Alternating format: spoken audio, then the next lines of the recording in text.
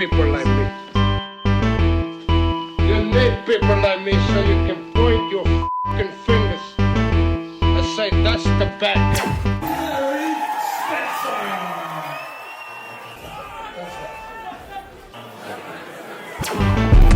That's the bad guy. That's the bad guy. That's the bad guy. That's the bad guy.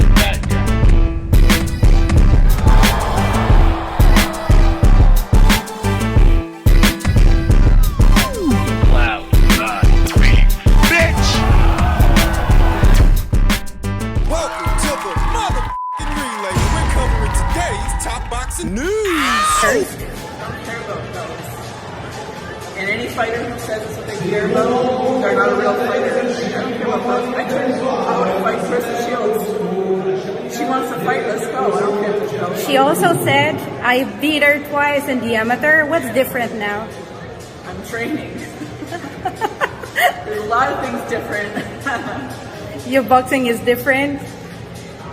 Your views are different. Pros are different. She knows that. She just beat someone who beat her in the amateurs. Pros are different. That is unbeaten up-and-comer of Canada and one of my personal favorites, Mary Spencer, ahead of what is to be her big fight with former champion of Belgium, Femke Hermans, tomorrow night, addressing the possibility of a Clarissa Shields showdown. Clarissa Shields, two-time undisputed champion, three-division champion overall. Clarissa Shields, who's coming off one of her bigger wins over her longtime rival, Savannah Marshall. Mary Spencer spoke with veteran boxing scribe of Canada, Marie Albert, and what she told Marie in so many words is that she's not in it for belts. She actually went pro so she can take on Clarissa. Clarissa, who beat Mary Spencer 2 times in the amateurs. Mary Spencer was highly touted, tabbed to win the gold for Canada up until she met Clarissa Shields, and the rest, as they say, is history. They're both professionals now. They're both in the pros. If Mary Spencer, at only 7-0, seems a more put-together fighter than your average 7-0 fighter, that's why. It's because of her amateur pedigree. She was one of the best. In my eyes, she still is. Then again, so is Clarissa Shields. One of the best in the world. One of the best anywhere at or around these weights. One of the best in the sport. Up until this point, the conversation involving Mary Spencer and what is set to happen next has revolved around whether or not she can get either Natasha Jonas or Terry Harpier in the ring, the only 2 champions in today's junior middleweight division. Up until now, that's what the conversation has been. Though in truth, I never gave Mary Spencer very good odds to land a fight with either fighter because she's far too dangerous, far too big, far too well-schooled, far too strong. I've been saying it throughout. I've been saying it the whole time. Should either Terry Harper or Natasha Jonas be ordered by the alphabet organizations to fight Mary, they're going to chuck whatever titles they have and they're going to head south. Right now, Mary Spencer is a high-risk, low-reward opponent for either Natasha Jonas or Terry Harper. And because of this, in the back of my mind, I knew that Mary's likely going to end up fighting Clarissa. She won't end up fighting one of them. She won't end up fighting Terry or Natasha, but she may end up opposite the ring Clarissa. They're moving Mary fast, very fast. Mary Spencer debuted as a professional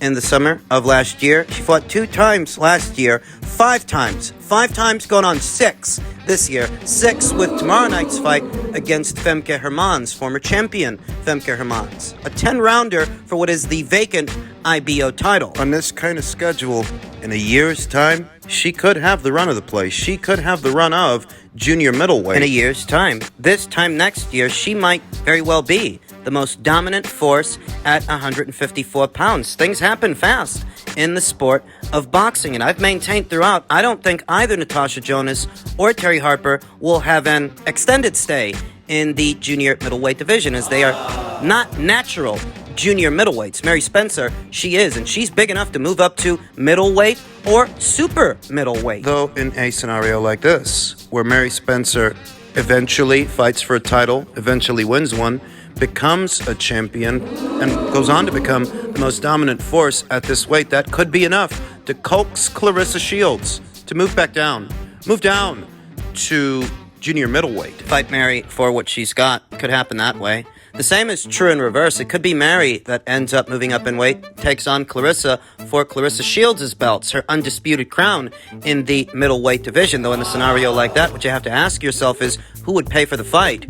who would bankroll it. Dimitri Salita is still Clarissa Shields' promoter, and to my knowledge, he doesn't have a broadcast deal with a major broadcast partner. Big part of the reason that Clarissa Shields fought on Sky Sports is because Boxer signed her, but they signed her with the intention of doing the Savannah Marshall fight. And outside of a Savannah Marshall rematch, it's hard to imagine that Clarissa will continue to fight on the Sky Sports network across the pond. In the United Kingdom, Clarissa ain't got a TV deal in the United States. Mary Spencer boxes under the Eye of the Tiger Promotions banner. Eye of the Tiger, they have a broadcast deal with ESPN in this part of the world, ESPN Plus. We talked about that a few weeks ago. And they've got a great stable of fighters. Arslanbek Makhmudov, Mabili. Mary Spencer, who's going to be in action tomorrow night, north of the border, opposite the ring, former champion of Belgium, Femke Hermans. Femke was quite famously stopped very recently by then WBO middleweight champion Savannah Marshall. She has since rebounded off that loss opposite the ring. Veteran journeywoman Bohana Lebezuska won a decision over Bohana. It took Savannah Marshall 3 rounds to stop Femke Hermans. How long will it take Mary Spencer to stop her, if she does stop her? She's got to make it past Femke, and this is a decent litmus test for Mary, because Femke Hermans has been in there with the best. She really has. She's been in there with Alicia Napoleon, Clarissa Shields, Savannah Marshall. She's going to be in there with Mary Spencer tomorrow night. I don't envy her, I don't. Conservatively, you could go with Mary to win a points decision. At minimum, I think she can do that, but at the most, I think she can stop Femke Hermans. We'll see how she does tomorrow night. In men's heavyweight news, Eddie Hearn was recently quoted as saying that he believes Tyson Fury would be the #1 pound-for-pound fighter in the sport if he beat Alexander Usyk next. The contention that I myself don't agree with, because that's not really how pound-for-pound works. Nope. You can't carry on about how Tyson Fury is too big and too strong for Alexander Usyk whilst simultaneously making the argument that he's deserving of a #1 spot on the pound-for-pound list, because pound-for-pound is not about size. It's not about being bigger or stronger than the other guy. It's about being more skilled than the other guy. When you ask people about that fight and they tell you that they're going with Tyson Fury, oftentimes what you hear is the same thing, that Tyson Fury is simply too big for Alexander. Too big and too strong. He's got too much weight, too much of a weight advantage. Being bigger than the other guy doesn't mean you're more skilled than the other guy. And if sheer size is what wins you a fight, That doesn't mean you're more skilled than the other guy. That just means you're bigger than the other guy. I often talk about Jorge Linares' brief venture north of lightweight into the super lightweight division. Opposite the ring, a journeyman in Pablo Cano, a guy who's not a 3-division champion the same way that Jorge was, a guy who doesn't have the same career accolades as Jorge. He's not even as skilled a fighter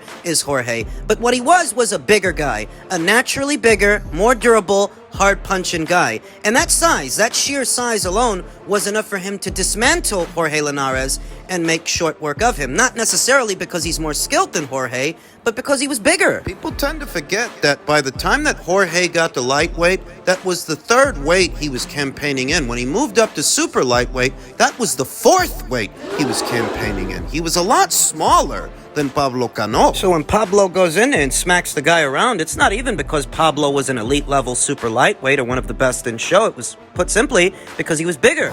So much bigger than Jorge that there was just too much size there for Jorge to overcome. Well, how does that relate to Fury versus Usyk? It's what people are saying. It's what Tyson Fury himself is saying, that he is simply too big for Alexander Usyk. That's the argument everybody makes, everybody that's going with Fury to win that fight instead of Usyk. Their pick and their fight prediction isn't based on Fury's skill, it's based on Fury's size, that he's too big for Alexander. And that whole pound-for-pound conversation is not about physical advantages you have over a fighter. It's actually about overcoming physical disadvantages. Being skilled enough to work around the natural size of another fighter. Those guys that end up being champions in several weight classes, like Roberto Duran or Sugar Ray Leonard, Sugar Ray Robinson, Henry Armstrong, Manny Pacquiao, Floyd Mayweather. That pound-for-pound conversation is not about being bigger or stronger than somebody else. It's about overcoming someone who's bigger and stronger. So let's get it straight. If your argument is that Fury's too big and too strong for Alexander Usyk, that hardly makes him the number one pound-for-pound fighter in the sport. That just makes him bigger than Usyk. And being bigger than someone, having sheer size on your side, that's hardly a skill. Tyson Fury himself says, I want Usyk. I want the man who made Joshua cry like a little girl. Wait a minute, this guy's still talking about Anthony Joshua? I don't understand. You're on the eve of Undisputed, a historically relevant fight for the entire division and the sport, and yourself. And you're still talking about Anthony Joshua? Why? He wants to fuck him. He wants to fuck him. Fury, for his part, admits shock that Joshua walked away from their negotiation table and went in another direction. Why isn't this lad Joshua stepping up to the plate and taking on the challenge, said Fury to IFL TV. Well, why did you set deadlines for a Joshua fight that you didn't set for a Chisora fight? While we're on the subject of what happened between you and Anthony, why did you do that? Why did your titties get in a twist when True Geordie asked you about it on his podcast? What were you so upset about? What's the matter? He should only ask you softball questions. What does he want to fight Dillian White for? He's already beaten Dillian White. Fight me! Come to the party. It's only a fight, isn't it? You've already lost before. This fucking putz. This fucking schmuck is asking why Anthony wants to fight Dillian again. Why do you want to fight Derek again, you bozo? I can guarantee you 100% it's not happening. I'm looking to fight Usyk, Joshua's nemesis, the man who's got AJ's kryptonite, the man who made him cry after the fight like a little girl. I'll beat him. I'll take that little sausage out. He ain't got no kryptonite to me. He's fuck all to me, little fucker. I'm gonna make him dance. We'll see how good he is. I'd like to get him in Saudi Arabia in February, make an example of him, and then give him a rematch and do it back at Wembley Stadium. At this time, the IBF has ordered Alexander Usyk to take on his mandatory challenger, Filip Prgovic, and the WBA has ordered Usyk to take on their mandatory challenger, Daniel Dubois. To some degree, this jeopardizes the undisputed title tilt between Alexander and Tyson Fury because Alexander's under orders to face two other guys, and if he doesn't fight them, what happens? Will he be stripped? Because if he is, well, there goes the undisputed title fight, and there goes the neighborhood. On the premise that nobody gets stripped and the undisputed title fight happens, the way it breaks down is like this. It takes a lot of skill to go into as many hostile territories as Alexander has gone into. You know, every single belt he's won on the road, in the other guy's neck of the woods, in the other guy's backyard. And it takes skill to do this and win decisively. Moreover, it takes skill to campaign in the land of the giants when you're not a giant yourself. It takes skill to do that because you ain't got size working for you the same way that they do. It is your skills that allow you to overcome their natural size. Thus, Alexander beating someone like a Joshua or a Fury is a testament to his skill, but Fury beating someone like an Usyk... Well, you said it yourself, and your fans. You're too big for the guy, and being big is not a skill. It's an advantage. It's definitely an advantage, but it's not a skill. It's not something you teach. Somebody taught you how to be 6'8", 6'9"? You learned how to be 6'8", 6'9"? You know how fucking stupid that sounds? Being bigger than another guy is not a skill, and outsizing a naturally smaller fighter, that's not a testament to skill. That's why you don't see a lot of career heavyweights on pound-for-pound lists. Alexander's not a career heavyweight, you know. He moved up from cruiserweight up to heavyweight. It takes skill to do that because you ain't got physical advantages, but when it comes to Fury, it don't take skill to be bigger than another guy. That's not a skill. So let's get it straight. Now, as far as Alexander Usyk and what he's got to say about it, he says, Borracho, drunkard, I'm coming for you. He was quoted as saying, yes, we negotiated previously. If he agreed, I would step into the ring, said Alexander Usyk about Tyson Fury during his last fight against journeyman Derek Chisora on December 3rd. Luke, I'm coming for you. Obviously, I've been coming for him for a long time. Borracho, drunkard, I'm coming for you. You heard what Alexander Usyk said. He said that if the fight was agreed to, that he would then confront Tyson Fury head-on post-fight, and that's what he did. So based on that, we can assume that the fight is more or less made already. Because he stayed true to his word. He did approach Tyson Fury after the fight. And, you know, Tyson Fury, he made some promises, some now proven empty promises of his own, that should Alexander Usyk confront him post-fight, he'd slap him. And he didn't slap him. He instead did his normal routine. Big dosser, big tosser this, tiny man that, middleweight, you know how it goes. A lot of things were said then. Something like he would slap me in the face. He changed his mind after getting his buttocks burned. I've been balanced and ready to hear all the stupid things he likes to say. I'm sure the agreement will be with Fury or someone else. I just must be in good form. Obviously, he is difficult. He's much smarter than he looks and behaves. He's a tricky boxer as well. The way he puts psychological pressure on his opponents is clear to me. Fury is hurling insults at me, but I know what to do in the ring. Rage doesn't help when fighting. It worsens the condition. I'm motivated by my opportunity to fight against this giant. Although there are some people who are not so optimistic about my chances,